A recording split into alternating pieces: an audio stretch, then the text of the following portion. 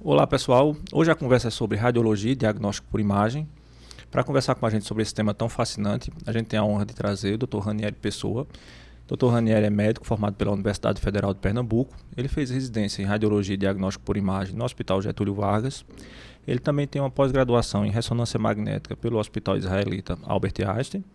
Ele fez o Fellow em ressonância e em tomografia pelo Hospital Português. E atualmente, além de atuar como médico radiologista, o Dr. Ranieri também é professor de medicina da Universidade Federal de Pernambuco, no campus aqui em Caruaru, e também professor de medicina do curso da Universidade Católica lá no Recife. Dr. Ranieri, seja muito bem-vindo. Obrigado, Paulo. Obrigado pelo convite, viu? O prazer é todo meu estar aqui hoje com você. Não, a gente que se sente honrado com essa presença tão magnífica aqui. E aí a gente começa conversando um pouco de curiosidade, assim, como é que foi essa trajetória pela medicina, como é que chegou lá na radiologia? Eu sou aqui filho da terra, né? Eu sou caruaruense. E aí eu acho que ali por volta do ensino médio, que é quando a gente começa a pensar em profissão, né? E aí foi que medicina destacou, assim. E aí a gente estudou um bocado, né? Pra conseguir. E aí fui morar em Recife. Fui fazer federal em Recife. E aí durante o curso a gente vai mudando muito de especialidade, né? Confesso que radiologia é uma especialidade que eu descobri no final do curso.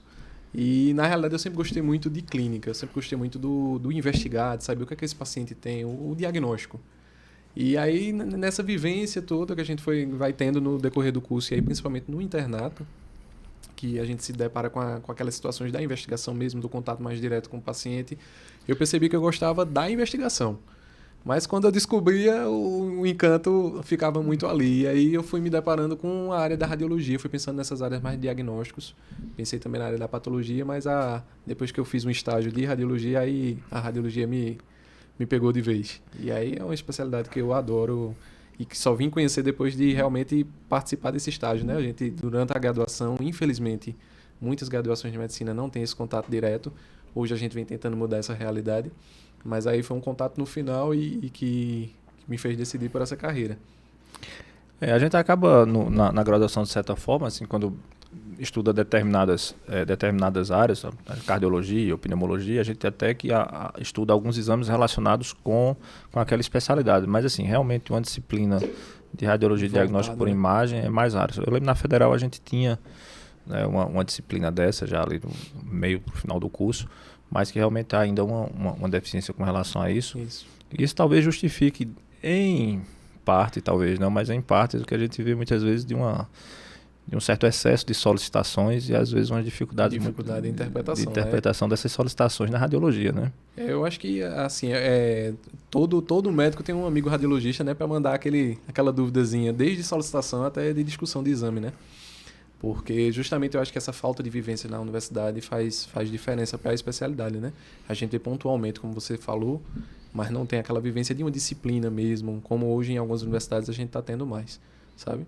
E aí fiz a residência no Getúlio Vargas, e aí a residência abre todo o leque da especialidade, né? Para todas, muito além dos 4 métodos principais, vamos dizer assim, que a gente conhece, né? Do raio-x, da ultrassom, tomo e ressonância. Mas a gente está conhecendo os outros inúmeros métodos que a gente pode ter, como mamografia, densitometria, entre outros, né? E depois aí é uma área tão ampla que a gente precisa focar mais em alguns métodos, em algumas áreas do corpo, principalmente. E aí foi quando veio a vontade de fazer a pós-graduação em São Paulo. E aí eu fiz a pós-graduação especificamente em ressonância do abdômen, que é a área... Por gostar tanto de diagnóstico, a medicina interna me pegou, né? E aí tórax e abdômen são as áreas que eu mais tenho interesse, e aí minha especialização foi voltada para essa área. E é interessante você falar na questão da sua aptidão e do seu interesse por clínica. Tivemos alguns professores. A clínica médica de Pernambuco, ela é muito forte, né? Sim. E eu lembro que tem alguns professores que diziam assim, independente da sua especialidade, antes de tudo, seja um bom clínico, né? Exatamente. E aí eu acho que isso que a gente leva para os nossos pacientes de maneira geral, que é aquela vontade de fazer uma investigação diagnóstica, aquela paciência do anamnese, aquela necessidade de um exame clínico e um exame físico, né, bem feito, para depois aí sim começar a formular as hipóteses. Né? E é engraçado você citar isso, porque algumas pessoas falam, não, eu me lembro muito na época do internato, mas rapaz, tu vai fazer rádio, vai deixar de ser médico, né? A gente escuta muito isso, né? Quando na realidade a gente tem que ter um domínio até certo de várias áreas, né? Na realidade, assim, você tem que ter um pouquinho de conhecimento de um pouco de cada área. vai saber ali o que está interpretando, né? E eu acho que o bom exame radiológico começa com um bom exame físico bem feito, né? Quando o exame está bem indicado, então faz todo sentido ali o que a gente está vendo na imagem, aí a gente consegue melhorar muito a conduta ali para o paciente que a gente está lidando. E não só isso, mas imagina o colega médico radiologista que vai fazer um exame, por exemplo, do abdômen. Quantas estruturas diferentes você não tem no abdômen, de quantas áreas diferentes? Porque ali você vai ter fígado, que vai ser da hepatologia, você vai ter, no caso da mulher ali, ovário, útero, que já é do pessoal da ginecologia, vai ter alça intestinal, do pessoal da cirurgia geral, o pessoal da gastro, estômago, e aí pâncreas. Então, as vias urinárias também, que acabam sendo o pessoal da uro. Então, quantas estruturas diferentes, de especialidades diferentes, você acaba tendo ali... Exame, né? Exatamente, no único exame. Você tem que avaliar, conhecer o normal, conhecer o alterado para conseguir dar um diagnóstico. Que muitas vezes, inclusive, é esse diagnóstico que o radiologista vai dar que vai mudar ou que vai determinar a conduta, né? Com certeza. Eu acho que é justamente essa mescla mesmo de várias especialidades, né? Do conhecimento como um todo, como deve ser, né? O paciente, a análise como um todo, que eu acho que me encantou aí muito na especialidade. E aí, nesse meio, eu acho que antes de ser médico, minha grande vontade era ser professor. E aí foi quando surgiu uma oportunidade de dar aula na Católica, foi a minha primeira oportunidade, com o professor Tiago, que é o coordenador. E quando surgiu, eu agarrei essa oportunidade e aí estou lá até hoje. E lá realmente existe uma disciplina de radiologia em vários períodos. E depois eu entrei aqui na Universidade Federal, aqui em Caruaru. É um método um pouco diferente, mas eu também dou aulas de radiologia, né? Dependendo do tema que eles estão estudando. E aí estamos agora nessa função dupla. O formato daqui da Federal usa já aquele formato do PBL, que as discussões são em tutorias, né? Se bem que eles ainda têm as aulas convencionais, mas é aquele formato de tutoria e discussão, que tem uma vantagem muito grande que você consegue, né, interagir com um número menor de alunos e aí aprofundar o tema, fazer discussões de maneira mais profunda, que às vezes numa sala mais ampla é mais difícil, né? É verdade. Isso aqui acaba sendo interessante. Verdade, a gente consegue aproximar mais ali dos pequenos grupos. E uma coisa que eu falo muito para os estudantes, e converso com os colegas médicos também, como a gente conseguiu e está conseguindo evoluir a qualidade da medicina do interior, né? Trazendo grandes profissionais, alguns filhos da terra, feito você, por exemplo, né? Outros a gente vai catar fora, mas enfim... muito feliz quando um filho da terra que foi, né, fez todo um caminho, se formou em lugares de referência, hospitais de referência, e aí depois, concluída toda essa formação, poderia ter tido a oportunidade de ficar em grandes centros aqui, ou às vezes até em outro estado, mas preferiu voltar para o interior e aí contribuindo também para o crescimento da medicina aqui. Isso é muito bacana, né? É legal sim, e estar perto das origens mesmo, da família, né? Eu acho que conta muito e faz diferença também quando a gente vai aplicar o que a gente estudou, né? A nossa formação toda, para a nossa população, para o nosso povo mesmo. E hoje a gente tem aqui uma estrutura muito boa, porque a gente tem hospitais de referência, tem um hospital regional, tem um hospital médico vitalino no SUS, né? A gente tem um hospital de referência na rede privada, tem o hospital da Unimed, tem o hospital de Santa Efigênia, e além disso uma universidade federal com curso de medicina, né? E várias residências médicas também. Isso. Ainda não a de radiologia, mas quem sabe, né? Vamos tentar batalhar por isso, né? É uma coisa importante, com certeza. E quando a gente fala de radiologia, de diagnóstico por imagens, talvez uma das primeiras coisas que vem na cabeça da gente é a ultrassonografia, né? Acaba sendo talvez o exame principal, o primeiro que a gente faz. Uma técnica diagnóstica ali, mais ou menos década de 60, né? Finalzinho da década de 50, começo da década de 60, 1957, mais ou menos, quando começou a ser utilizado lá nos Estados Unidos, e vem evoluindo muito, né? Inclusive nos últimos 10 anos a gente percebe um avanço importante com algumas indicações que antes não era feito para ultrassonografia, né? Pulmão, por exemplo, que era uma área que não era tanto da ultrassonografia, hoje a gente usa muito.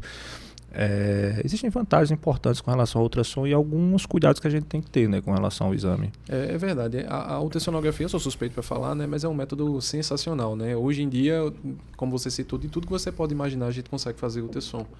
E o ultrassom é uma ferramenta muito boa, até muito relativamente, quando a gente fala em população, né, um custo muito mais baixo, um acesso mais fácil e que a gente pode realizar em qualquer lugar, né? Então é o paciente de UTI que se beneficia de não precisar sair daquele leito, às vezes num leito de urgência, é o paciente idoso que está na sua casa, que a gente pode ir na casa dele fazer lá aquele exame em domicílio. E de diferentes regiões, um paciente que é um exame, na realidade, um método diagnóstico que não usa radiação, então isso tem vantagens desde a faixa etária pediátrica, aquela paciente mulher, né, que, com a questão da fertilidade, etc. É um método extremamente... faltou a palavra, mas... Que você pode versátil, né? Versátil, exatamente. Que você versátil. pode utilizar para mais diferentes formas, mais diferentes locais. Então a gente faz ultrassom desde ali do recém-nascido, utilizando até as fontanelazinho e consegue estudar o cérebro do RN, consegue estudar todas as articulações do corpo, os tradicionais, né, que a gente tem de mama, abdômen, o endovaginal, e aí músculo, lesões de pele, hoje em dia, dermatológico, o próprio pulmão que a gente vem avançando, né, com a qualidade dos aparelhos, a gente consegue hoje em dia ter uma qualidade boa de diagnóstico de ultrassom torácico, né, principalmente das estruturas aéreas. Então é um método muito, muito bom, muito versátil, né? E a ideia de você não ter radiação, que torna isso bem seguro comparado, por exemplo, com o raio-x ou com a tomografia, né? Às vezes você faz uma tomografia, se precisar fazer uma segunda tomografia, já é um outro, eu brinco com os pacientes, não, isso é um banho de radiação. Exatamente. E aí, novamente, a ressonância acaba tendo suas limitações do ponto de vista de disponibilidade, né? Um exame mais difícil de você acessar, e a ultrassonografia em mãos habilidosas e experientes, a gente consegue ter diagnósticos fantásticos. E outra coisa que me chama muita atenção é que os aparelhos de ultrassom têm ficado cada vez mais modernos e mais portáteis, né? Você consegue mobilizar esse aparelho para qualquer lugar, como você citou, assim, até levar na casa do paciente, de repente fazer o exame em domicílio, né? Em domicílio.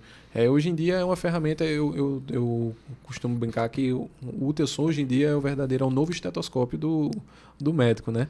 E a gente tem avançado não só para o radiologista, e aí nesse sentido que você falou do ultrassom portátil, a gente tem se falado muito do POCUS, né? Que é o ultrassom, o Point of Care, né?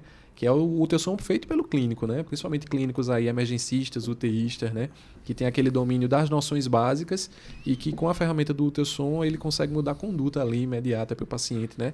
Tem aquele médico ali que está na UTI e está investigando ali, sei lá, a volemia, e aí consegue ver como é que tá o fígado do paciente, será que o paciente está com gesto, avaliando veia cava, avaliando para o cirurgião se tem líquido livre na cavidade abdominal. Então, conceitos básicos que antes a gente dependia do especialista, né? Obviamente que para o diagnóstico mais refinado, alguns outros diagnósticos a mais, o radiologista não está perdendo sua função, não. Mas eu acho que vem para somar isso, né?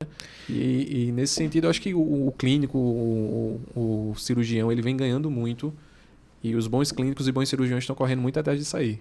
Até porque a gente também, às vezes, precisa de uma decisão muito rápida, pensando ali no colega da emergência, por exemplo. Então, aquela situação de que você vai precisar de um exame e aí chamar o radiologista para vir, às vezes esse tempo entre atender o pedido já é o tempo de você precisar tomar uma decisão. Exato. Então, hoje a gente tem usado muito esse ultrassom à beira do leito para esses pacientes, por exemplo, vítima de trauma. A gente quer saber se há sangue ali na cavidade torácica, se precisa de uma abordagem cirúrgica ou não, a gente pode fazer.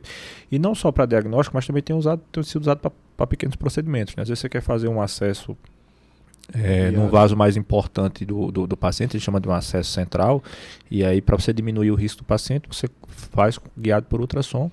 E é o exame que você usa lá na beira do leito, muitas vezes, do paciente. Exatamente. E diminui muito a chance de você ter um problema depois, né? Você sai do procedimento às cegas, né? De como a gente aprende a semiologia toda, que é perfeita, mas é muito melhor você enxergar, né? Você ter a ferramenta ali que está lhe guiando e que você faz essas punções direcionadas.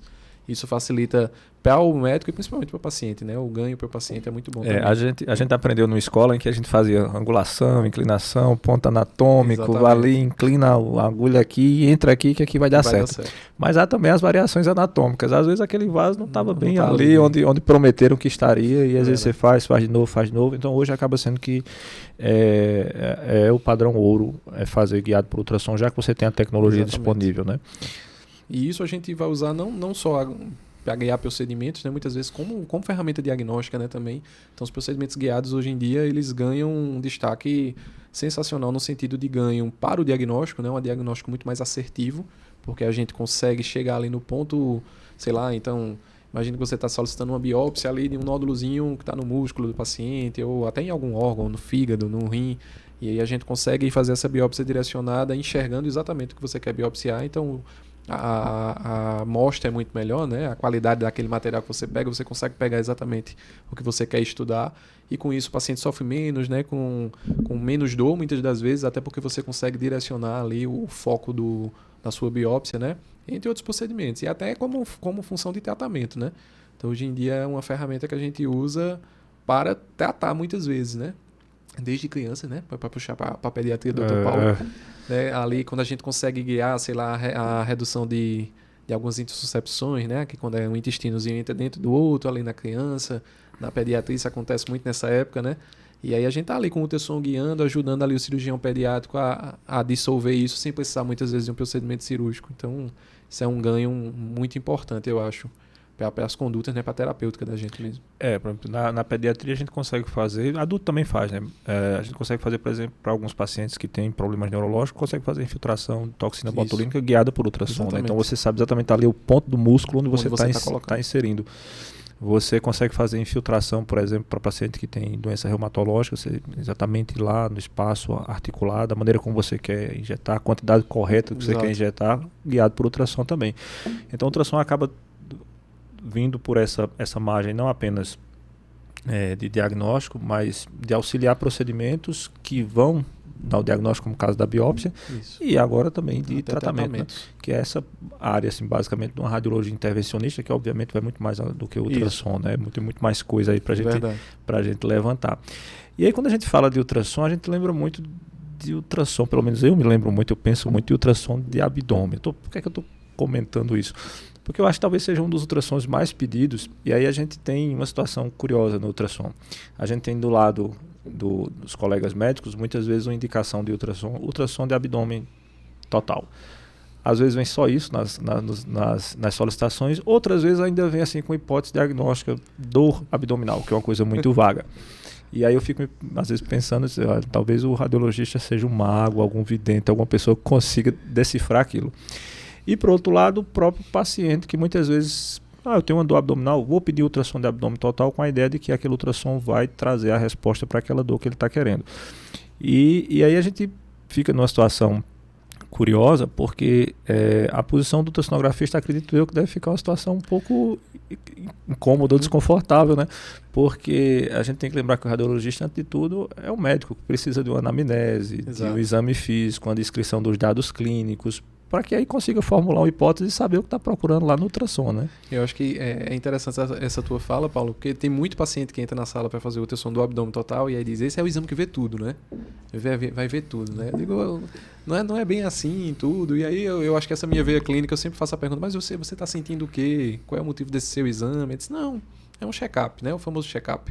Tá aí, Dr. João, para alguns episódios anteriores para falar do check-up. Alguns comentários, né? E aí tem essa visão, né? E muitas vezes até muitos colegas mesmo, né? Então, esse conceito de que o ultrassom do abdômen vai resolver ali a vida e que vai enxergar tudo. E, obviamente, é nossa função fazer uma pesquisa ativa, claro, mas um exame direcionado, né? Então, quando a gente sabe ali o histórico clínico, o objetivo principal do exame, isso facilita até, às vezes, para dizer que não é aquele o exame ideal para aquela situação, né? Então, tem muitas patologias que a gente não vai, infelizmente, não vai conseguir diagnosticar ali, conseguir resolver a vida do paciente com o ultrassom. Tem muito mito, né? No sentido também para o paciente, né? Geralmente é para ver alguma coisa intestinal e, infelizmente, o ultrassom, embora tenha avançado muito, hoje em dia a gente consegue analisar até alças intestinais, mas não é um método bom, né? O gás e o ultrassom brigam ali, disputam, e aí tem muito isso mesmo, do mito que o ultrassom abdominal vai ver tudo do abdômen, né? E aí lembrar para as pessoas que a técnica do ultrassom, ou comentar que a técnica do ultrassom, basicamente você joga lá uma onda sonora e você recebe aquela onda sonora. E aí você vai vendo o contraste daquela onda, né? Isso depende da densidade do material. Então líquido é uma coisa, gás é outra, estrutura sólida é outra, víscera oca é outra. Mas aí quando você tem uma interposição, por exemplo, de gás como é no intestino, aí essa sua visão acaba ficando um pouco mais complicada, o aparelho perde um pouco de sensibilidade. E é interessante que algumas dessas dores os pacientes ficam com medo de ser uma doença mais grave, eles chamam de doença mais grave, para não falar talvez um câncer de intestino, uma coisa desse tipo, eles chamam de doença mais grave, e que se eles estiverem tentando fazer por ultrassom, acaba não sendo o diagnóstico mais correto, porque você não vai conseguir ver, né? Ele depende do... Exatamente. Hoje em dia, com os avanços dos aparelhos, sabe, a gente consegue, mas não é o método indicado, né? Então a gente tem os colonoscópios aí, né? A própria tomografia e ressonância avançaram muito no sentido de estudo de alça, né? Especificamente do intestino aí do pessoal. Mas o ultrassom ainda tem uma certa dificuldade e aí alguns diagnósticos importantes podem passar despercebidos. E aí é isso que eu acho que para o paciente... eu acho que a gente tem que deixar claro, né? Às vezes, porque o paciente vai sair ali com a sensação, não, o exame normal, e aí eu não tenho nada, né? E às vezes justamente a doença ruim, no caso o câncer aí dos cólons, né, do intestino, eles podem passar despercebidos porque não é um método adequado para isso, né? Então é frisar que ultrassom não é um bom exame para ver câncer de intestino. De intestino. Né? Até outros cânceres, mas câncer de intestino não. E que se ele der normal, significa que naquele método está normal, mas não significa que a pessoa não tenha nada. É importante também que as pessoas saibam isso, porque muitas vezes você está em uma investigação diagnóstica em que aquele exame deu normal, você não deve parar a investigação ali, a depender da clínica do paciente, deve prosseguir por outros métodos, né? Exatamente. Acho que é a função da gente explicar isso, né, para o paciente, o médico solicitante também, né, o médico assistente explicar e entender também, né? E aquele exame normal ali, ele está normal para determinadas estruturas, mas que outras precisam de uma análise mais aprofundada, né? E outra coisa importante, acho que vale a pena destacar com relação à ultrassonografia, que talvez mais do que qualquer outro exame de imagem, é o que a gente chama de operador dependente, né? Sim, perfeito. Então, por exemplo, o paciente faz um outro exame de imagem, como um raio-x ou uma tomografia, por exemplo, a gente pode resgatar aquelas imagens e pedir uma segunda opinião, mas a ultrassonografia não tem como fazer isso porque foi naquele momento que você viu e não há como a gente recuperar isso. Exato. Mesmo com aquelas imagens que muitos ultrassonografistas colocam lá, aquelas fotos que eles colocam no final do laudo, mas aquilo por si só não é suficiente para conseguir refazer o exame. Então, uma vez que o exame está feito, ele está feito. E aí vale o aviso, o alerta importante para as pessoas, que converse direito com o seu médico, veja se aquela pessoa com a qual você está fazendo o exame é uma pessoa com a qual você confia, se aquelas mãos são realmente habilidosas para fazer esse exame, porque muitas vezes a gente vê isso muito ainda na medicina, principalmente na área de imagem, acredito eu, principalmente com ultrassonografia, às vezes mãos não tão habilidosas ou não tão experientes manejando ultrassom, né? Eu acho que esse assunto puxa para a parte da desvantagem do ultrassom. Não sei se chega a ser uma desvantagem, mas eu acho que a facilidade do acesso faz com que muitos profissionais médicos, mas que não tenham feito uma especialização voltada para a área específica mesmo da radiologia, e aí fazem um curso de 1 mês, 2 meses, muitas vezes saem por aí fazendo diagnóstico de ultrassom. E aí é como você falou, né? Eu acho que o ultrassom é uma curva que nunca para de crescimento e que a mão é totalmente dependente de quem está fazendo o exame, porque a gente depende de garantir que aquele profissional olhou todas as estruturas, né? Então a gente tem um órgão como o fígado aí, um órgão enorme, que eu posso tirar uma foto, um pedaço do fígado e dizer que ele está normal, e eu posso perder uma lesão ali importante, né? Então isso depende muito de saber como foi feita a técnica do exame, da experiência de quem faz. E aí pode passar mais uma vez essa falsa impressão de exames normais, e a gente deixar de diagnosticar, ou o inverso também. A gente vê estruturas que são, às vezes, variantes e que são normais, e às vezes a gente assustar ali o paciente, né? Botar a coisa na cabeça do paciente, onde é uma coisa que uma pessoa mais experiente saberia dizer, não, isso aqui não é nada demais, né? Então esse conceito do operador dependente é muito importante quando a gente fala de ultrassom mesmo. Você comentou o fígado, por exemplo, às vezes a gente tem algumas alterações no fígado, que aí a gente vai ler ultrassom nódulo hepático. Isso causa um problema enorme. O paciente começa a achar que está com câncer de fígado. E o nome nódulo. Isso é uma preocupação enorme, porque às vezes a estrutura não muito bem descrita, né? Uma estrutura diferente coloca nódulo, pronto. Aí o paciente lê aquilo ali, porque tem acesso, é câncer de fígado. Exatamente, o princípio ao contrário, na cabeça dele é câncer, né? E aquilo não necessariamente significa que existem várias possibilidades para aquilo, né? Nódulo no fígado, nódulo, tireoide, né? Tireoide o tireoide, sem sombra de dúvidas, é o melhor método para estudar tireoide, é a ultrassonografia, né? E aí, boa parte da população vai ter um nódulo na tireoide, principalmente a população feminina, né? Então, muitas vezes chega ali para fazer aquele famoso check-up que não tinha uma indicação tão formal, até descobre um nódulo, mas aí o nome nódulo já assusta, né? E aí, de cara, a gente já sabe, é bom até para a gente discutir, a grande maioria desses nódulos de pacientes que têm nódulos de tireoide são nódulos benignos, né? Então, a literatura mostra para a gente que 90%, até 95%, dependendo da literatura, de nódulos tireoidianos são nódulos benignos, mas o nome nódulo aí assusta o paciente, né? Então, a gente tem que estar ali naquela explicação, dizer que é um achado que é comum, que na maioria das vezes a gente, muitas vezes nem precisa de um acompanhamento, né? Mas quando precisa, é um acompanhamento só para garantir aquelas características que o ultrassom vai mostrar para a gente, né? Para deixar a gente com segurança e dizer, não, isso aqui é uma alteração realmente benigna, que eu posso acompanhar ou não. Essa é uma alteração que tem alguns achados aqui que podem ser suspeitos, né? E é que vale a pena a gente investigar mais, né? Essa questão do nódulo da tireoide, acho que a gente é uma interessante, a gente vai conversar um pouco sobre isso. Eu só queria voltar um pouquinho na questão do abdômen, só para a gente fechar o raciocínio. Quais seriam os principais diagnósticos assim, indicados quando estivesse fazendo ultrassom de abdômen? Colecistite, que é isso, pensa em urgência, né? No contexto de urgência, as vias biliares de uma maneira geral, né? Vesícula, né? As famosas pedras na vesícula, sem sombra de dúvidas, é o melhor método, muitas vezes superior do que a própria tomografia ali na urgência, né? A tomografia pode não ver o cálculo ali na vesícula, mas o ultrassom ele vai ver. né? E ver os outros sinais, ver o sinal de inflamação, ou ver se só o paciente está só ali com o seu cálculo, tá? Então, no contexto de urgência, é uma ferramenta fundamental. A própria apendicite, né, que muitas vezes a gente corre direto para ali para a tomografia, mas a depender do paciente, aquele paciente, principalmente criança, né, que a gente evita um pouquinho da radiação, muitas vezes a gente consegue resolver ali já com a ultrassonografia. Um paciente mais magrinho, que a gente tem acesso ali, consegue, às vezes mais fácil ver um apêndice num paciente mais magrinho no ultrassom do que na própria tomografia. Então é uma ferramenta muito boa também. Outros conceitos de contexto de urgência renais também, então dependendo da localização ali do cálculo, não é o melhor método não, a tomografia é melhor, mas a gente consegue também resolver. Uma paciente está gestante ali, a gente vai evitar um pouquinho a radiação para ela.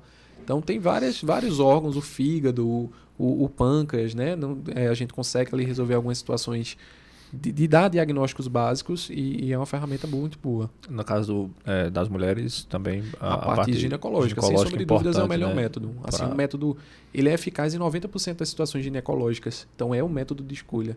Então, geralmente, quando a gente precisa de um método complementar, aqui no caso da pelve feminina seria a ressonância, o segundo método, ele realmente é um método complementar ao ultrassom, porque 90% das situações o ultrassom vai ser resolutivo, para me dizer, para me fechar o diagnóstico, para me direcionar para as condutas.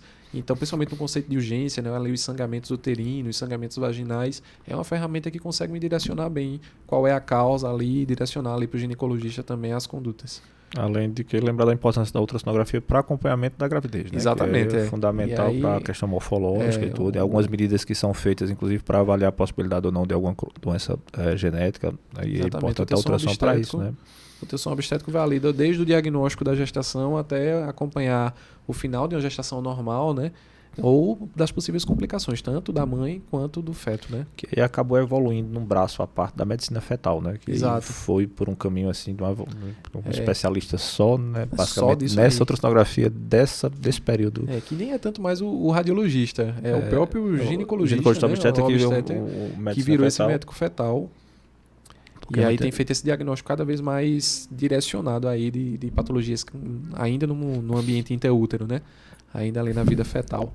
E às vezes é esse diagnóstico precoce que vai indicar uma intervenção precoce naquele bebezinho ali também para garantir uma melhor condição de sobrevida, né? Então é uma evolução interessante. Uma evolução muito boa, né? A gente vê aí aqueles defeitos, por exemplo, da coluna, né? Das meningoceles, mielomeningoceles, traduzindo que são aqueles defeitozinhos de fechamento da coluna, né? A colunazinha fica aberta do bebê, para a gente traduzir, fica um saquinho. E a gente sabe hoje em dia que a conduta é uma correção cirúrgica ainda dentro do útero, né? Então, para esse paciente é uma conduta, é uma cirurgia que dá um prognóstico, né? A qualidade de vida desse paciente vai ser muito melhor do que esperar o bebê nascer e fazer essa cirurgia no ambiente já depois de nascido, né? Então, esse avanço foi conseguido também pelo diagnóstico precoce e aí a ultrassonografia tem esse destaque também. Tem uma história interessante especificamente sobre essa correção da meningomielocele, né? Que é essa falha de fechamento. Quando foi proposto o primeiro estudo, os resultados foram muito ruins. Passou-se um tempo.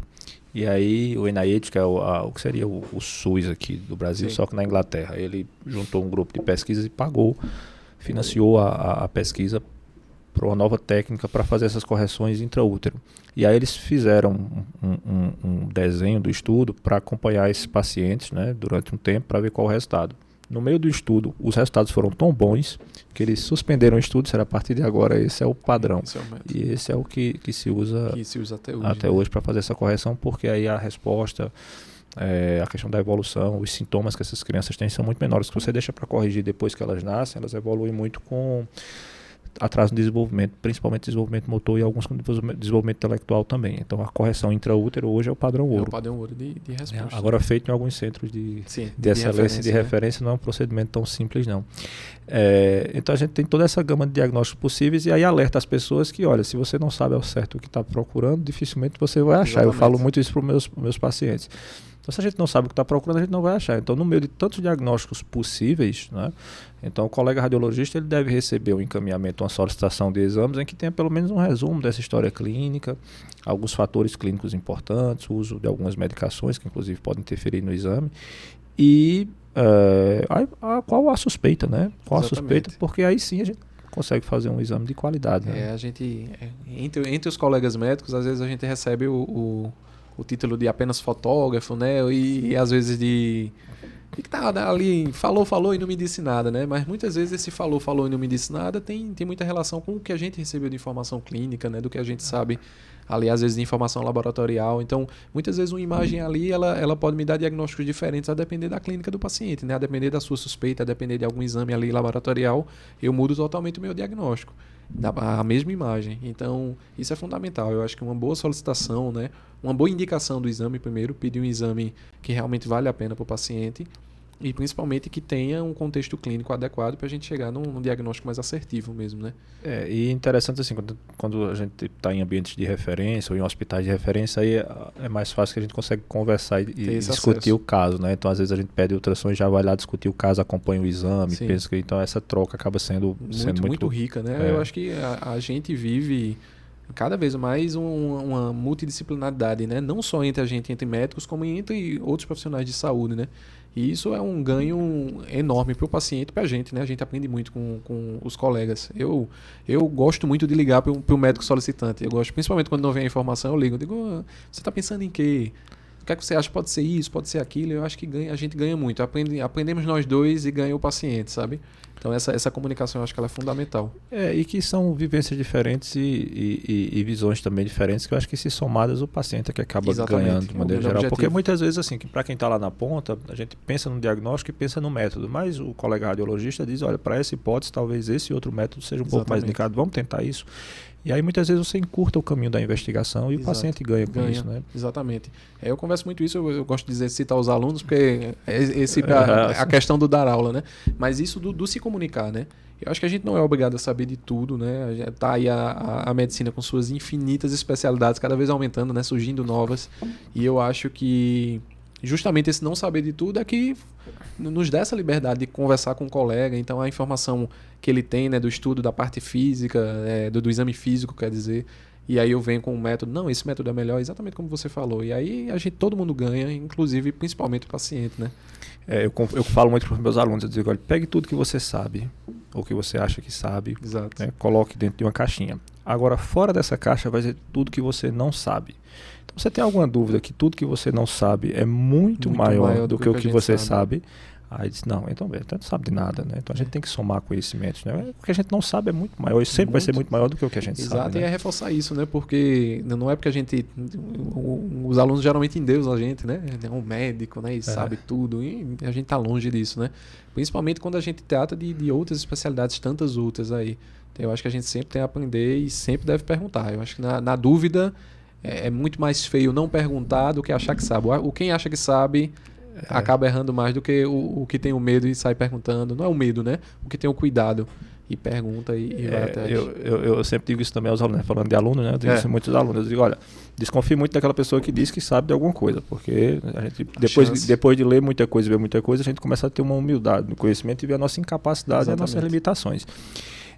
Então tem um pouco de receio com relação a isso, assim. E outra coisa, mantenham sempre o medo no sentido da prudência, né? Então, a gente quando lida com pacientes, nós temos que ser cautelosos, a gente tem que rever. Mas será que isso que eu estou pensando realmente é verdade? Vou tentar olhar por outro ângulo. Será que essa conduta é a melhor para o paciente? Porque a nossa responsabilidade é muito grande. É muito grande. Nós tomamos essa decisão sobre a vida de outra pessoa. Então a gente precisa fazer isso de uma maneira muito, muito correta, assim, muito pragmática, muito prudente. É verdade. E aí é sempre bom rever essas coisas, sempre bom ter aquele colega radiologista pra gente mandar o zap assim. Manda foto, né? Manda o zap, rapaz, olha que bronca que eu peguei aqui, me ajuda, por favor. O que é isso aqui? E aí a gente falando da questão de ultrassom, você comentou sobre a questão de ultrassom de tireoide, eu preferi dar um destaque porque é uma coisa que a gente vê muito assim.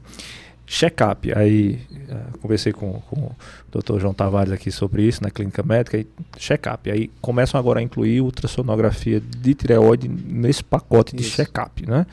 Com a ideia de que check-up sendo um conjunto de exames e não uma avaliação clínica. E aí o que acontece? Muitas vezes você encontra aquele nódulo lá, sem nenhuma repercussão, mas isso causa um estresse muito grande no paciente, às vezes indicação inclusive de biópsia, que a gente vê algumas indicações de biópsia que não vêm desnecessárias. Eu já peguei o laudo de alguns colegas radiologistas que eu achei bem interessante, inclusive. Eles colocam quais são as recomendações de, olha, se você der essa alteração, A partir de tal tamanho, biopsia, de tal tamanho, repete com 6 meses, a partir de tal tamanho de nódulo, repete com 1 ano. Então é importante, sim, talvez para as pessoas saberem que existe uma classificação para esses nódulos, não todos são iguais, depende muito das características, do tamanho, e lembrando que muitos deles vão ser só acompanhados, vai precisar fazer nenhuma intervenção grande, né? Eu acho que começa tudo da indicação, né? É sempre a mesma tecla da indicação, né? Quando a gente vai hoje estudar nas grandes sociedades, então quem cuida da tireoide são os endocrinologistas, né? Então as próprias sociedades de endócrino não têm uma indicação formal de quando eu devo pedir o exame da tireoide, né? A ultrassonografia, que é o melhor método para ver a tireoide. Então isso depende muito justamente do exame físico, né? Ali o clínico ou o endocrinologista está palpando e notou uma alteração nodular, então aí o ultrassom é uma ferramenta boa, ou uma alteração laboratorial, né? Que a gente vê alguma alteração hormonal, ou o paciente tem uma história familiar também, e aí isso é uma indicações, vamos dizer assim, informais, mas que valem a pena a gente investigar, né? E aí, como eu tinha dito antes, o nódulo de tireoide é um achado relativamente muito comum, né? E aí, principalmente na faixa nas mulheres, né? Então é um achado comum. E a grande maioria vão ser alterações benignas, né? Então são essas características do ultrassom que a gente vai ver desse nódulo que vão fazer com que eu acho que assim, fique mais tranquilo em relação a pensar que é um nódulo benigno, ou que eu veja alguns sinais que são mais suspeitos. Então, às vezes algumas calcificaçõezinhas, o tamanho do nódulo, critérios técnicos ali do ultrassom que vão me fazer essas indicações. Será que vale a pena a gente biopsiar, né? Então, o próprio ultrassom vai ser essa ferramenta para guiar ali, fazer a PAAF, que aí com a agulhazinha fininha ali, fazer uma aspiração ali daquele nódulo, mandar para estudar para patologia, e saber se precisa ir para um procedimento mais sério como uma cirurgia. Ou, muitas das vezes, a gente só acompanhar. Então, o ultrassom vai ser aquela ferramenta que vai me dar o norte, né? Eu preciso biopsiar esse paciente, eu preciso fazer um procedimento mais invasivo, eu consigo já acompanhar. E, inclusive, às vezes, alguns nódulos a gente diz, isso aqui é benigno. Isso aqui não precisa nem você acompanhar. Tem uns nódulozinhos que tem uma classificação, né? Você citou a classificação, a gente usa um TIRADS hoje em dia. Hoje em dia, a radiologia gosta muito de RADS, né? Então tem o mais famoso é o BIRADS da mama, mas tem RADS hoje em dia para tudo que você imaginar. Próstata então, também tem RADS. Tem o PIRADS da próstata, tem o LIRADS, tem o LUNG-RADS do pulmão e tem o TIRADS da tireoide. E aí existe essa classificaçãozinha que justamente serve tanto para a gente uniformizar, né, essa descrição dos laudos. Então, para ser uma coisa que quando eu descrever aqui, ela é a mesma coisa aqui em Recife, em São Paulo, é no Japão, é na Europa. E aí todos nós tomamos as mesmas condutas baseadas, obviamente, em muito estudo aí, né? Em muito estudo mesmo, muito controle desses pacientes, né? E aí a gente consegue ser menos invasivo nos pacientes, principalmente sabendo que a grande maioria desses nódulos são benignos, né? Então, é um cuidado a mais que a gente pode ter. Então, reforçar a ideia de que não se deve pedir sem critério ultrassom de tireoide. Não é porque você está achando que está engasgando, está tossindo, está com dor no pescoço, que vai pedir ultrassom. Eu estou comentando porque isso é uma demanda muito grande dos pacientes. Né? É comum, né? Então, às vezes o paciente, a região do pescoço, né, a tireoide ela ganha a culpa de muita coisa, né? Então, o engasgo ela até pode, né? A gente pode ter um nódulo muito grande que está causando ali uma certa compressão, mas aí o exame físico, né, o visual já ia mostrar para a gente, né? Mas para o paciente, tudo que está no pescoço é a tireoide, né?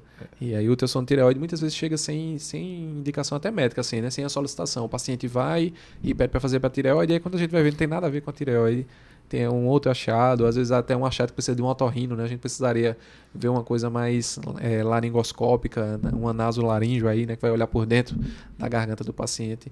Então, essa questão do exame de tireoide. E tem o famoso kit, né? Porque as técnicas, quando estão com a gente lá, e quando eu vou para paciente, antes de entrar na sala, ela geralmente comenta, né? Qual é o exame que eu vou fazer? Não, é um kit. Aí o kit é tireoide, mama, abdômen endovaginal. É o famoso kit da mulher, que é aquele kit totalmente sem indicação, né? Você vai de cima para baixo, descendo, né? E fazendo todas as outras sonografias. Na cabeça dela é o check-up, né? Que muitas vezes é desnecessário. Isso traz, assim, trauma para o paciente, custo. Claro. Né? Isso é um custo. E às vezes pode levar a um falso diagnóstico, no sentido de que, principalmente em mãos não experientes, você observa alguma variação ali que é anatômica. Isso. E aí isso desencadear um estresse muito grande no paciente. Eu tenho um chefe, né, que dizia que a gente diagnostica demais. E isso pode gerar problema, né? Porque aí às vezes você começa a ver, então na tireoide, você viu ali, então na minha avaliação, será que eu acabo indicando uma biópsia? Essa biópsia gera um custo e pode gerar até um pequeno hematomazinho ali no pescoço do paciente, pode gerar uma complicação, pode gerar uma infecção. Então aí tudo começou de uma alteração que às vezes o paciente nem ia saber que tinha. e que não ia interferir na vida dele, né? Então, esse overdiagnóstico, né? Muito diagnóstico, acaba atrapalhando a nossa vida do paciente e a vida médica também, né? A gente... E aí aquela ideia de que a gente precisa, antes de tudo, ter o nosso médico assistente de confiança, Sim. fazer uma boa avaliação clínica e aí sim, com indicação, fazer esse exame, levar em consideração não só a clínica do paciente, mas também a história pregressa do paciente, isso que vai indicar muito bem esses exames. E aí, para as pessoas que estiverem em casa que já fizeram ultrassom, lembrar que aí quando você faz ultrassom tem aquelas classificações de rádio 0, 1, 2, 3, 4, e aí cada classificação daquela tem uma alteração associada e cada uma daquelas vai levar a um segmento diferente. Algumas a gente vai só esperar, outras a gente vai só orientar. Olha, isso aí não é nada. Outras a gente vai dizer, olha, vamos precisar fazer uma biópsia. Mas não é porque também apareceu um nódulo que significa que aquilo é um câncer, e aquilo vai precisar de uma cirurgia. Não é bem assim, né? Eu acho que a gente tem que deixar claro isso, né? Do nódulo. O termo nódulo é qualquer bolinha. Então, a bolinha em qualquer parte do corpo a gente acaba chamando de nódulo e isso não necessariamente é um câncer. Esses termos que a gente usa, né, assim, termos técnicos, que para a gente acaba sendo mais habitual, no caso do paciente, causa muita dificuldade. Então, quando você vê um exame de imagem ou uma solicitação que tiver a palavra nódulo, aquilo ali é só uma bolinha de massa. Exato. Tumoração, que é outra palavra que é usada isso, também. Assusta muito, né? Tumoração, tumor, câncer. Não, mas tumoração significa qualquer coisa que cresceu. Isso. Não necessariamente significa que cresceu para o mal, né? Pode ter crescido para o bem também. Então a gente também tem esses termos assim. Então, na dúvida, é importante conversar com o seu médico assistente para esclarecer qualquer coisa com relação ao exame também, né? E às vezes a ansiedade do paciente, isso é muito bem estudado, né? Você sabe mais do que ninguém, a ansiedade acaba gerando até outros problemas, não necessariamente, não é que a ansiedade vai mudar aquele nódulozinho, não, mas acaba gerando outras repercussões ali na vida do paciente, que pode até trazer doenças, né? Então a ansiedade de um diagnóstico, ela muitas vezes é mais prejudicial do que o diagnóstico em si. E essa questão de ansiedade, só fazendo um parênteses, ela é tão interessante que quando o paciente cisma que tem alguma coisa mais grave, a ansiedade não permite que ela não aceite que não tem. Então você faz a ultrassom, deu normal. Aí ela vai dizer, olha, mas é porque a ultrassom deu normal, vamos fazer outro exame. Então o médico também tem que ter muita sensibilidade nesse sentido, de às vezes não fazer essas investigações de maneira desnecessária. Mas eu falo essa questão dos termos em si, porque aí o que acontece muito hoje em dia, né? O paciente lê lá o termo no laudo, aí vai lá no Dr. Google e pesquisa e aí sai todas as informações possíveis e imagináveis. E aí, inclusive, esse foi um dos motivos de ter lançado o Medcast. A ideia de levar para as pessoas informações assim, de maneira mais clara, objetiva e de confiança, né? Exatamente. Dizer às pessoas, olha, nem todo nódulo requer uma investigação, nem toda palavra que você vê nódulo significa que é um câncer, então tem um pouco de cuidado com isso. Eu acho que cada vez mais, quanto já há alguns anos nessa área, eu acho que a gente vai tendo cada vez mais no cuidado no que a gente escreve, né? Porque antes de chegar no médico, quem vai ler é o paciente, né? E aí a primeira palavra do Google é sempre câncer, né? Para qualquer coisa, é incrível. Mas assim, lembrando que o paciente tem total autonomia e deve ler e procurar a informação. O que a gente tem um pouco de cuidado é porque muitas vezes o paciente ele não consegue discernir do que é informação adequada ou não. Sim. E aí isso pode fazer uma confusão enorme na cabeça do paciente, né? E a gente ainda falando de nódulo também, outra coisa que assusta muito são os nódulos mamários, né? Nódulos de mama, né? E aí a gente começa a fazer as investigações. A gente basicamente tem dois exames, né, de rastreio, que é a ultrassonografia e a mamografia. Precisa fazer os dois juntos, um só, então, outro, essas indicações que causam muita confusão também, né? Verdade. Vou fazer as duas, não faço uma só, não faço. Quando a gente fala de mama, essa confusão é eterna, né? Principalmente porque a mama tem muito mito em torno da mamografia, né? Então tem o mito, até puxando ainda para a tireoide, né? O mito que a mamografia vai gerar um câncer de tireoide, né? E hoje a gente sabe que isso não, já está mais do que comprovado, né? A radiação é muito baixa, tá? Então não tem chance de risco de câncer de tireoide, porque você está irradiando, né? A mamografia é um exame com radiação, mas a dose muito, muito baixa. Muito abaixo, inclusive, do que um raio-x de tórax, que já é uma dose baixa. Então, é um exame que a gente sempre conversa com a paciente, que em relação a esse risco de câncer tireoide não existe, mas ainda assim, quando a paciente ainda está muito incomodada, a gente pode usar aqueles coletinhos, existem uns coletinhos de chumbo para a tireoide. Se a paciente está com muito medo, isso é uma ferramenta que a gente pode utilizar, mas desnecessária. Ela não tem mais uma indicação formal para a gente usar isso, porque não existe esse risco, né? E o raio também acaba sendo mais direcionado isso, também, cada vez mais, as máquinas, os mamógrafos cada vez mais modernos fazem exames muito mais direcionados, então aquela radiação que não está indo direto para a mama é muito pouca, né? Então, falando especificamente para o objetivo de rastreio, né, a mamografia é o exame de escolha, tá? Ou quando a gente fala em rastreamento, é o exame de escolha. O objetivo da gente rastrear é pegar pequenas lesões, né? Pegar lesões iniciais ali. E muitas vezes o câncer de mama nesse estágio inicial é uma doença curativa, né? É uma doença que tem chance de cura. Então esse é o nosso objetivo. E aí a paciente tem medo da radiação, como eu já falei, tem medo da dor. Eu não posso mentir. A dor é um conceito muito variável, né? Da tolerância de cada paciente. Então eu não posso dizer, eu nunca fiz, mas eu não posso dizer que não é um exame que dói. Tem um certo incômodo, né? Porque incomoda. você vai começar a ter que Mas é uma dor prensar a mama, suportável. né? E é um exame que consegue diagnosticar precocemente, tão amplamente comprovado, que é o melhor método a nível de rastreamento, né? E aí a gente tem a ultrassonografia também como uma ferramenta, mas não tanto de rastreio. Então eu geralmente costumo conversar com minhas pacientes sobre isso. Então muitas, não, eu não vou fazer a mamografia, não. Estou fazendo aqui o ultrassom. Só que o ultrassom, e aí entra a diferença dos métodos, ele pode perder pequenas lesões, né? Então alguns cânceres começam com pequenas calcificações. E a gente não consegue perceber isso numa ultrassonografia. Já a mamografia é uma ferramenta excelente para isso. E aí a gente pode perder a chance desse diagnóstico, porque a gente está considerando aquela velha história, né? Eu fiz um ultrassom de mama e está normal. Então, na cabeça da paciente, aquilo foi suficiente e a gente deixar de dar um diagnóstico precoce de um método que conseguiria ver essa lesão, né? Então, a ultrassom hoje ela é muito voltada para aquele paciente que notou uma alteração palpável. Então, o ultrassom é uma ferramenta boa para a gente olhar esse tipo de lesão, né? As pacientes aí gestantes, que principalmente no início, né, que estão começando ali naquele processo de aprender, gestantes puérperas, né? Logo depois do parto, começando a aprender ali a amamentar, e aí podem ter alguma mastite, alguma inflamaçãozinha, algum abscesso. Então, é uma ferramenta muito boa. Então, eu gosto de dizer que o ultrassom para a mama é uma ferramenta muito boa, principalmente quando a gente tem uma alteração do exame físico, uma alteração palpável, né? E ela é uma ferramenta que vem complementar a mamografia. Então, muitas vezes a mamografia vai me mostrar ali a localização de uma alteração suspeita e a ultrassonografia direcionada para aquela alteração, ela é muito mais eficaz do que uma ultrassonografia às cegas, vamos dizer assim. Ela pode perder algumas lesões. Então, não é que a ultrassonografia não sirva. Ela é uma ferramenta, como a gente já discutiu muito aqui, muito eficiente. Mas para a mama, ela tem que ser vista como essa ferramenta adicional, sabe? Eu acho que ela não exclui a mamografia. Então, a mamografia hoje, que é indicada para as pacientes a partir dos 40 anos de idade, né? A paciente de baixo risco, que não tem nenhuma história familiar, a partir dos 40 anos, anualmente, isso são o que as sociedades recomendam, ela é um exame imprescindível, né? E a mamografia vem para auxiliar. Ela vem como uma ferramenta a mais, né? E aí, diante de possíveis lesões, aí a ultrassonografia é excelente.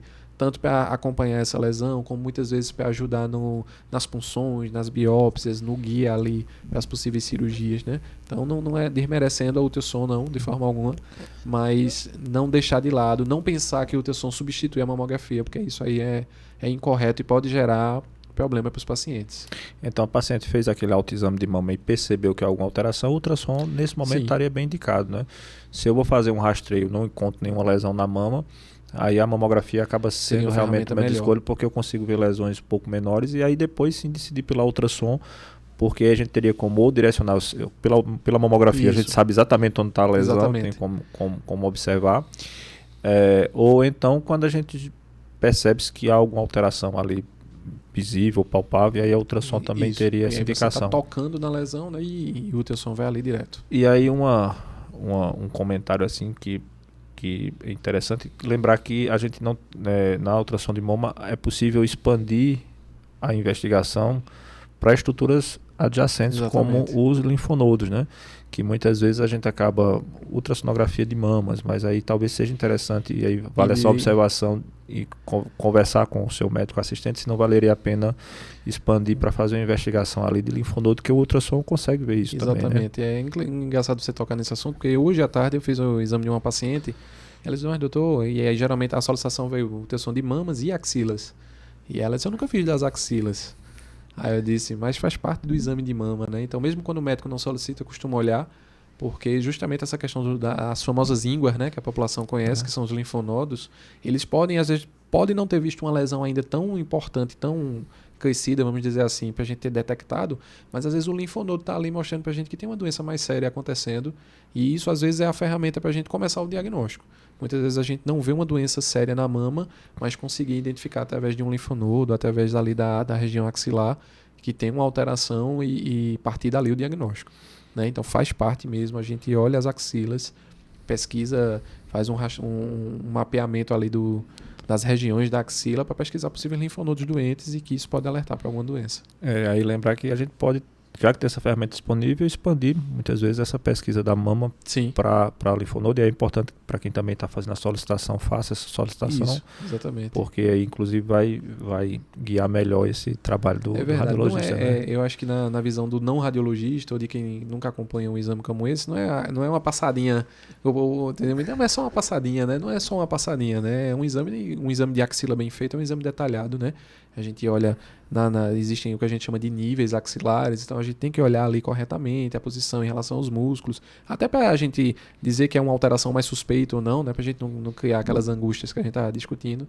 Então, é um exame a mais, né? Que deve ser solicitado também a mais. Exatamente. E às vezes a gente tem um problema muito, muito importante, principalmente nos convênios, né? Porque existe para quem não sabe, existe uma coisa chamada codificação. Então, cada exame tem um código. Isso. E aí você não consegue fugir muito desse código. Então, se foi colocado um código para ultrassom de mamas, você tem que fazer ultrassom de mamas. Exato. O código de ultrassom axilar entra como outro código. Então, para você fazer, você precisa também ter essa solicitação liberada. Então, é importante que as pessoas lembrem disso, os colegas médicos lembrem disso e o paciente lembre que há a possibilidade de fazer essa ultrassom de axilas. E aí, como você bem frisou, não é uma passadinha do ultrassom, porque na verdade você vai ter que avaliar linfonodo por linfonodo ali. Exatamente. E nada garante que se você viu 3 linfonodos normais, o quarto vai estar normal. Então, é um trabalho muito minucioso e cuidadoso, né? E a partir do momento que você está ali dando um laudo de axila normal, é aquela velha história, né? Então, eu estou garantindo ali para o médico assistente, olha, eu olhei tudo, não vi nada suspeito, né? E aí, às vezes, a gente pode usar a expressão do cair do cavalo, né? Por perder uma lesão aí, despercebida. E lembrando por aquele método, né? Porque às vezes a gente pode precisar de outros métodos. E aí a mamografia também tem uma classificação semelhante à da tireoide, também com o RADS, mas dessa vez o BI-RADS, né? E cada BI-RADS daquele também vai indicar qual seria o melhor tipo de acompanhamento, porque também não é porque veio um nódulo na mama que aquilo ali é um câncer, né? Mais uma vez, eu acho que o BI-RADS é muito mais famoso do que os outros RADS, né? É o primeiro, né? É muito bem estudado, muito bem estabelecido. A gente já vai aí na 6ª edição de BI-RADS e isso está cada vez mais vinculado e é uma classificação justamente de uniformização mundial. Então, isso determina que a gente consiga manter certas condutas, né, com segurança, justamente diante desses nódulos. Não só nódulos, né? Nódulo é o mais famoso, mas existem outras alterações na mama que podem ser câncer também ou não, né? E aí essa classificação ela serve justamente para isso, para a gente saber acompanhar esses pacientes, saber quando deve intervir, biopsiar ou tranquilizar o paciente, né? Não é uma lesão benigna, é uma lesão provavelmente benigna, tá certo? Ou são lesões que a gente precisa investigar mais a fundo e que podem ser um câncer de mama, né? Porque aí é aquele marco que vai acontecer naquele divisor de águas. Uma vez que você encontra uma lesão na mama, aí ou você diz ao paciente, olha, isso aí é calma, tranquilidade, não tem problema, vamos acompanhando. Ou então, olha, precisamos agir muito rápido porque realmente mostra características que chamam a atenção e a gente precisa correr, né? Então, esse divisor de águas e aí a mamografia, nesse momento... O paciente, ele, geralmente, quando a gente diz, uma lesão provavelmente benigna, doutor, o senhor garante... Essa palavra é muito forte, né? O garante. Eu digo, olha, os estudos garantem pra gente que a gente pode acompanhar com segurança, né? Então, às vezes, a gente classifica lá, tem uma classificação 3, né? Dessa classificação BI-RADS, que são achados provavelmente benignos. Então, tem ali alguma coisa, um nódulozinho, mas que tudo ali indica que é um achado benigno. Então, a garantia da gente é de acompanhar de perto. Então, esse é um nódulo que, provavelmente é benigno, mas eu quero lhe ver de 6 em 6 meses. Então, vamos ver se esse nódulo muda alguma característica que faça com que ou eu classifique ele como um 4, ele mude de categoria e eu indique uma biópsia, indique um procedimento, ou eu continue 3 ou até volte uma categoria. Não, isso aqui é realmente benigno, é uma categoria 2. Então, essas categorias elas servem para isso, para a gente ter esse segmento de acompanhamento, né, de quanto em quanto tempo eu devo acompanhar e da conduta diante disso, se eu preciso só acompanhar ou se eu preciso intervir mesmo.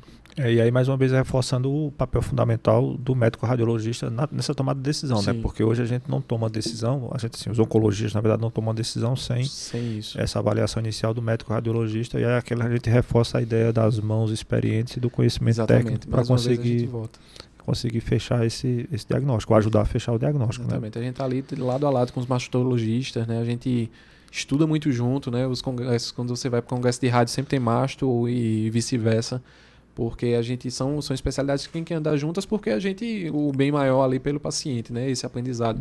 Então, o mastologista ele tem um conhecimento muito bom desses métodos, né? Às vezes até mais do que alguns colegas aí, mas é justamente nesse sentido, né? A gente precisa essa decisão de olhar uma lesão e garantir, não, eu posso acompanhar ou não a lesão que eu preciso intervir, isso é muito sério, né? Porque isso muda a vida, literalmente a vida do paciente, né? Da gente trazer a cura de uma doença ou de perder a chance de fazer um diagnóstico precoce e de mudar ali a conduta para o paciente, né? E talvez principalmente a decisão de não intervir, né? De não intervir. Essa exatamente. você precisa ter essa muita perigosa. segurança. Porque você vai de intervir, né? No máximo Vamos intervir. No máximo você pode dizer, foi intervenção precoce. Isso. Mas a de não intervir requer ela muita é responsabilidade, cuidadosa, né? E essa é a que mais deixa o paciente angustiado, né? Porque o paciente voltar para casa sabendo que tem um nódulo, mas que eu não vou fazer nada, que eu tô ali com aquele nódulo, principalmente na mama, né? O câncer de mama tirando o câncer de pele, né? É o câncer mais prevalente da população feminina aqui no nosso país, né? Então isso é muito divulgado, então as campanhas são sempre presentes. Então para a paciente voltar para casa sabendo que tem um nódulo e que não vai fazer nada, a gente tem que passar muita segurança, né? E a gente tem que ter muita segurança também de dar essa informação para o paciente. Né? E garantir às pessoas que nódulo não é câncer. Exatamente. Né? Nódulo não é câncer, as pessoas terem bem essa ideia. E você falou sobre a questão de método, a gente discutindo um pouco sobre ultrassonografia, mamografia, as técnicas de raio-x, de certa forma. Mas há duas técnicas mais modernas na radiologia, né? A tomografia ali da década de 60, né? E a ressonância já nos anos 80, né?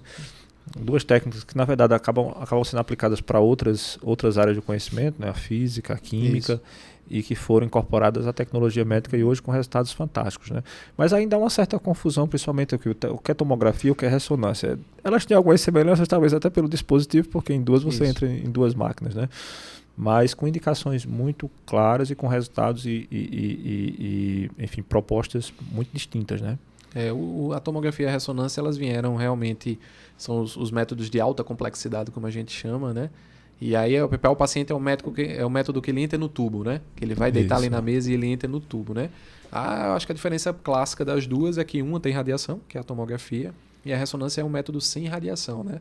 Ela usa um campo magnético aí muito forte e a partir uma aula de física básica, a interação ali do corpo da gente com esse campo, ele vai produzir as imagens, né? Já a tomografia, não, ela usa radiação, então é como se fossem vários raios-x ali que vão girando ali ao redor do corpo do paciente e produzem a imagem, e aí uma imagem que a gente chama de tridimensional, né? Tanto a tomografia como a ressonância, a gente consegue ter reconstruir a estrutura, reconstruir né? a estrutura, Girar, e aí olhar, a gente muitas vezes, a reconstrução 3D hoje em dia, então a gente reconstrói ali o corpo do paciente, né? Então a qualidade de diagnóstico, ela deu um salto muito significativo quando a gente introduziu esses dois métodos, né? E aí, a tomografia, ambos os métodos são muito bons hoje em dia para diferentes patologias, né? Diferentes segmentos do corpo, vamos dizer assim. A tomografia, ela hoje é um exame que a gente consegue analisar o corpo inteiro, né? De uma certa forma. Então, ela é muito bom no contexto, principalmente de urgência, né? É um exame relativamente rápido, né? A depender do segmento corporal, né? Então, hoje em dia, paciente que chega com suspeita de AVC, né? O principal exame que a gente tem que fazer inicialmente é uma tomografia ali da cabeça do paciente, né? Para excluir um sangramento e começar a conduzir o paciente, né? Identificar realmente se é um AVC, se tem sinal precoce. Então é um exame excelente na urgência e é um exame ali, depois que o paciente está deitado na máquina, ele vai fazer em 15 segundos. Então em 15 segundos o médico tem a imagem ali da cabeça do paciente para a gente fechar um diagnóstico como esse, né? Os pacientes aqui a gente tem muito trauma, né? Muita queda de moto, e outras vítimas aí de acidente com armas de fogo, com armas cortantes, né? Então, no contexto de urgência ali para o cirurgião, para avaliar o tórax, para avaliar o abdômen, são exames muito rápidos quando a gente fala de tomografia, né? Então, eu acho que é uma indicação muito boa nesse contexto e no contexto também de avaliar outras lesões, né? Então, quando a gente fala do abdômen em si, a tomografia com contraste, que vai fazer essa diferença dos nódulos, né? Aí é onde a gente chega, né? O nódulo é câncer ou não é câncer, né? Então, as características desse nódulo em relação a contraste, em relação ao próprio exame, né? Na tomografia, a gente consegue chegar mais perto desses diagnósticos, muitas vezes evitando biópsias, né? Então, a gente tem o câncer de fígado, né? O carcinoma hepatocelular, que hoje em dia o diagnóstico é totalmente baseado na tomografia. A gente não precisa nem biopsiar. Então, aquela característica do nódulo ali na toma, ela me permite dizer com segurança, não preciso nem eu dispenso o patologista para aquele nódulo, e eu consigo dizer com segurança, isso aqui é um carcinoma hepatocelular, o paciente já está indicado ali para iniciar seu tratamento, muitas vezes para poder entrar numa fila de transplante de fígado, só baseado no laudo ali do radiologista, né? E inúmeras outras indicações. Então, são os dois métodos muito bons para todo o corpo. Agora, quando a gente vai para o refinamento, de algumas estruturas, e aí quando a gente vai para a parte mais fina, por exemplo, do cérebro, das estruturas articulares, né, das articulações, das estruturas musculares, aí a ressonância ele tem um poder anatômico, um poder de definição entre os tecidos muito superior. Né? E aí é um exame hoje em dia muito voltado principalmente para essas áreas. Né? Então quando a gente fala do estudo das estruturas nervosas de uma maneira geral, do sistema nervoso, a ressonância ela é superior, das estruturas musculares, das estruturas articulares, né? E um ganho muito também para a pelve, tanto a pelve masculina, então o exame da próstata hoje em dia o melhor método, se a gente fosse escolher, seria a ressonância magnética, né, para a gente detectar o câncer. E para estudar a pelve feminina, a gente pode ter esse método como uma ferramenta complementar ao ultrassom. Né? Então, naqueles 10% ali que eu falei, eu disse que 90% o ultrassom resolvia. Nos 10% que o ultrassom não resolve, a ressonância da pelve feminina vem com esse ganho. Né? A grande diferença é o tempo de exame. Né? Enquanto a tomografia é aquele exame rápido para o paciente, a ressonância é aquele exame que o paciente vai passar ali muitas vezes 15, 20 minutos na máquina. Então, para quem tem ali uma certa medo ali daquele ambiente fechado, uma certa claustrofobia, isso pode ser um incômodo para o paciente, porque é um exame realmente mais demorado, a depender, obviamente, de que segmento corporal a gente está estudando, né? Mas essa definição anatômica, ela sem sombra de dúvidas, é muito superior na ressonância. E lembrando que na ressonância a gente consegue também ter contraste, né? Isso, um contraste específico, mas a gente consegue ter um contraste. Mas tem contraste. E aí as pessoas precisam entender que são aparelhos parecidos, mas que são na verdade bem diferentes, como você bem citou e explicitou. Na ressonância acaba a gente utilizando mais para tecidos moles, uma definição melhor, sistema nervoso central realmente avançou muito o estudo com a ressonância. Mas a gente tem um problema do tempo. Então, por exemplo, criança é uma dificuldade muito grande de fazer ressonância. Muitas vezes a gente precisa sedar a criança para ela dormir dentro do aparelho para poder conseguir fazer esse exame. Paciente com problema neurológico importante, paciente com outras comorbidades que não vai conseguir ficar no aparelho, vai ficar agitado. A gente às vezes precisa também sedar esse paciente para poder fazer a ressonância. Na tomografia, mesmo que o paciente agite um pouquinho, mas a gente aproveita aquela janela ali de 15 segundos e aí consegue fazer esse exame com algumas dificuldades. Se alguém tiver alguma dúvida com relação ao contraste, é uma substância que a gente faz, injeta, né? E aí esse contraste, quando a gente injeta, ele vai se distribuir pelo corpo, a depender se tiver alguma lesão, como um câncer ou algum outro problema, um processo inflamatório, infeccioso, esse contraste vai aderir naquela estrutura de uma maneira diferente. Quando for feito o exame, a gente vai conseguir ver essas diferenças, e aí o radiologista, na verdade, é que vai conseguir ver isso. A gente que não é radiologista, a gente vê o grosso, o tradicional, do dia a dia, aquela coisa mais comum, né? Mas obviamente o fino, o diagnóstico diferencial, e aí é o colega radiologista que vê mesmo.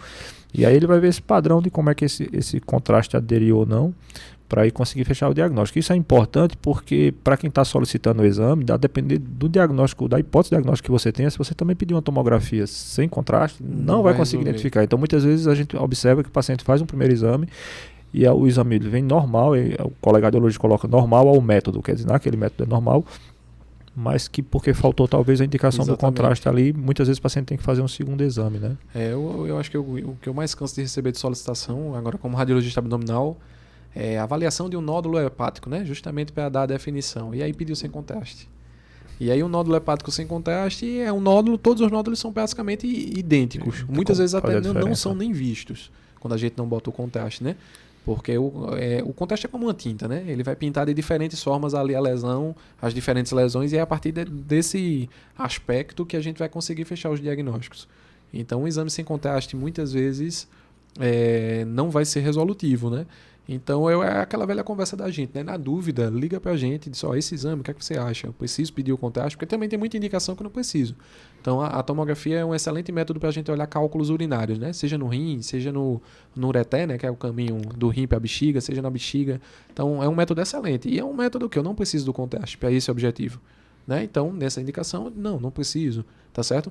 Já nos nódulos hepáticos, como eu falei, o contraste é essencial para a gente dar uma definição de conduta, porque saber que tem um nódulo, na maioria das vezes, o assistente já sabe, né? Então, ele quer uma definição a mais, e aí sem o contraste a gente não consegue dar essa definição. E aí um ponto importante entre os dois métodos é que a ressonância, como eu tinha falado, é um método com campo magnético, né? Então, tem algumas questões do próprio paciente que impossibilitam muitas vezes dele fazer, né? Então, um paciente que usa uma prótese metálica, muitas vezes ele não vai poder entrar na máquina de ressonância, porque aquele campo magnético pode fazer alguma alteração ali, ou esquentar aquela prótese, ou imagine, sei lá, um paciente que fez alguma cirurgia na cabeça, então tem um clipezinho ali dentro da cabeça dele, e aquele campo é tão forte que pode movimentar aquele clipe. Cirurgia então, cardíaca. Isso, né? cirurgias cardíacas, pacientes que usam marca-passo, a depender do marca-passo, precisa de uma programação específica, porque o campo magnético pode desligar ali e aí descompensar o paciente. Então, a gente tem esse cuidado a mais, né? Então, vez por outra sai na mídia alguns acidentes com ressonância, né? Teve um recente agora, né? Um acompanhante que entrou na sala de ressonância portando uma arma de fogo, né? E aí o campo magnético é muito forte. A máquina até aí, a arma de fogo, a arma disparou e pegou no próprio acompanhante, né? Que se eu não me engano, veio a óbito, não foi? Acabou falecendo. Então, esses acidentes, a equipe que trabalha com ressonância é constantemente treinada nisso, né? Então, a gente, quando está nesse setor, a gente não está com nenhum material metálico, o paciente é orientado a entrar sem nenhum material, mas às vezes o paciente esquece de dar uma informação como essa, né? Então, a gente faz um questionário muito aprofundado com o paciente antes dele entrar para fazer esse tipo de exame, justamente para evitar esse tipo de acidentes, né? Então, tem esse inconveniente a mais, né? A gente precisa garantir que para não ter nenhum tipo de risco para o paciente. Exatamente. E aí lembrar que muitas vezes assim, a sala também tem que ter todo um cuidado. Né? E a dificuldade muito grande é quando você vai precisar sedar ou monitorizar um paciente dentro da sala, porque também o material que você usa para monitorização, ele tem uma configuração específica, porque se for o monitor, o equipamento que a gente usa habitualmente, ele não pode ser usado na sala da ressonância. Né? Eu fiz uma das minhas especializações foi no Hospital de Recife, né? E aí a gente era constantemente treinado nesse sentido de em que sala eu posso entrar e que eu não posso, como eu devo estar, né? E dos materiais, né? Então, o paciente, muitas vezes, é um paciente grave que vai precisar fazer um exame desse e que está ali entubado, está monitorizado. E aqueles aparelhos, se não forem os corretos, eles não podem entrar naquela sala, né? Então, a gente tem aparelho específico, tem maca específica, tem balão de oxigênio específico que pode entrar na ressonância, mas a gente tem que lembrar de que existe esse cuidado, né? Não é qualquer balão, não é qualquer maca. Até cadeiras, instrumental, tudo às isso. Às vezes é um mínimo detalhe ali, a chave no bolso do acompanhante ou do maqueiro, e isso pode gerar um acidente grave. Né? Toda a equipe tem que ser treinada, a equipe de limpeza também, porque às vezes um descuido desse, além de colocar em risco o paciente, pode inclusive danificar a máquina. Custo alto desse e aí tem que ter esse cuidado. Então, a ressonância é um aparelho com todo esse cuidado envolto. Isso justifica o fato de que também ser um exame que não é tão acessível, né? São apenas grandes centros ou grandes hospitais que conseguem manter, porque o custo também é muito alto por toda a tecnologia envolvida e por todo o cuidado que você tem que ter com refrigeração, enfim. Exatamente. E acaba afastando um pouquinho o método do conceito de urgência, né? Porque por ser um exame mais demorado, então aquele é um método que eu preciso, a urgência eu preciso de respostas rápidas, né? Então eu tenho a tomografia que na maioria das vezes vai me responder na urgência, e por ser um método caro, né? Então, hoje quando a gente fala aqui a nível aqui na nossa cidade, né? A nível de ressonância de urgência é um desafio ainda, né? Ao nível do SUS, infelizmente, ainda é um desafio maior. Basicamente não existe como urgência, né? A gente faz um agendamento, talvez para uma semana, 15 dias, não menos que isso. Né? No serviço privado a gente consegue aí talvez com 4, 5 dias. Exatamente. Mas também não consegue com menos do que isso, poucos serviços você vai ter esse método de imediato, né? Disponível, né? Por essa questão. E lembrando que, assim, também é um método com as suas limitações, para a gente não achar que entrando na ressonância vai ter todos os segredos descobertos e todos os diagnósticos possíveis e imagináveis, né? Tudo, né? Ressonância de corpo todo, que até existe a ressonância de corpo todo. Tem um mito, eu já antes de estudar, a gente fala, a ressonância de corpo todo, a gente até ria, e hoje ela existe. A ressonância de corpo todo, ela tem umas indicações específicas, principalmente para mieloma múltiplo, né? Que é uma doença óssea, mas não é esse conceito de ressonância de corpo todo, de corpo inteiro, que vai ver tudo e vai dar o diagnóstico do fio do cabelo ao pé, a unha do pé. Infelizmente a gente não tem esse método ainda e não faz sentido, né? E lembrando que assim, no caso do mieloma múltiplo você já tem o diagnóstico, você na verdade quer ver o comprometimento, né? E aí faz sentido você fazer porque a doença vai poder se instalar em qualquer lugar, né? Mas não faz muito sentido eu vou procurar alguma coisa e vamos... perder dali uma agulha no palheiro, né? Literalmente, não tem como. Não, tem que ter uma indicação clara para isso, né? E outra coisa que tem avançado muito com relação à radiologia também é a possibilidade de não só de diagnósticos, mas das intervenções, né, de procedimentos e terapêutica, que isso tem virado uma área, inclusive uma área que a radiologia acaba compartilhando com outras especialidades, como a neurocirurgia, a cirurgia vascular. Vascular. Eu acho que Eu acho que nesse sentido, eu acho que o grande ganho, um dos principais, né? A gente tem várias indicações hoje, né? A gente usar o método diagnóstico ali para tratar, né? O aparelho. E aí eu acho que talvez o ganho maior que a gente tem hoje em dia são no avanço no tratamento do AVC, né? Então antes o paciente diagnosticado com AVC, o tratamento que a gente tinha disponível era colocar uma medicaçãozinha na veia do paciente. O AVC é aquele, geralmente, né? A gente tem 2 tipos, mas o principal é aquele que obstrui um vasinho ali do cérebro e aí o sangue não chega naquela região, é isso que gera o AVC, né? Então esse trombo, antes a gente jogava uma medicaçãozinha na veia do paciente, até que essa medicação chegasse no trombo para dissolver. A gente tem um tempo curto ali, dependendo do tempo que começou o AVC do paciente, a gente não podia usar essa medicação, né? A gente não pode usar essa medicação. E aí hoje em dia com a radiologia intervencionista a gente consegue dar esse diagnóstico mais precoce, né? A ressonância, a tomografia e a ressonância vêm aí aliadas para isso, e a gente consegue hoje em dia chegar no trombo e arrancar o trombo. Né? Então, quando a gente vai hoje para os guidelines, o melhor tratamento, logicamente, para pacientes específicos, né? Não é todo mundo que pode, mas sempre que possível a gente consegue fazer a trombectomia, esse nome feioso aí, que é chegar lá e arrancar o trombo de dentro do vaso. E aí esses pacientes, a resposta é muito boa, né? O prognóstico é excelente. Então tem paciente que teve um AVC que você não diz que ele teve um AVC. Nenhuma sequela, né? Sequela praticamente nenhuma. E aí o ganho com isso, né? Isso é um dos exemplos da radiologia intervencionista, né? Talvez um dos mais famosos que a gente já consegue fazer aqui na nossa capital. Então os grandes hospitais da capital, o paciente chega, entra num protocolo de AVC e ele vai ser tratado dessa forma. Né? Então o prognóstico é muito bom, isso é um exemplo, né? Então a gente tem outros, correções de aneurismas de maneira muito menos invasiva, né? Então antes a gente precisava fazer aquela grande neurocirurgia, abrir a cabeça do paciente. Hoje em dia a gente consegue ir por dentro da própria artériazinha e resolver, né?